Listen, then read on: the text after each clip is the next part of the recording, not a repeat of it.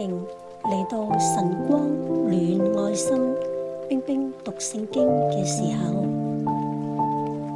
喺生活當中，我哋都會面對一啲嘅困難，前路又充滿咗好多未知之數，有時候真係會覺得迷茫同不安㗎。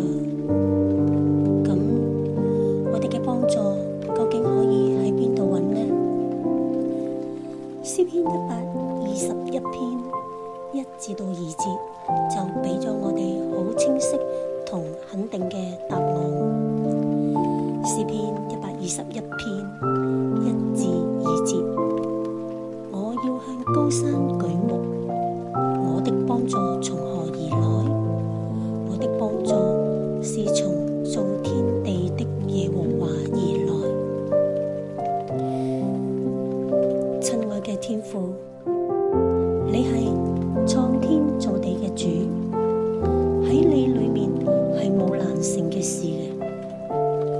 當我哋感到軟弱無助嘅時候，求你提醒我哋，真正嘅幫助係從你而嚟嘅，堅固我哋嘅心，教我哋單單信靠你嘅大能同你嘅看顧。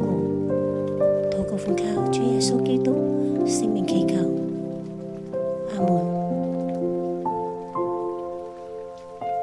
多謝你哋今日聆聽神嘅話語，願主親自幫助你，賜你哋嘅平安同力量。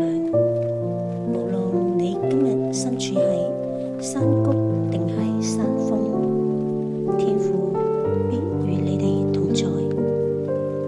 阿們。如果你喜歡呢條片，記得 like、share 同埋訂閱。我哋下次再一齊讀經禱告啦。願主祝福你，拜拜。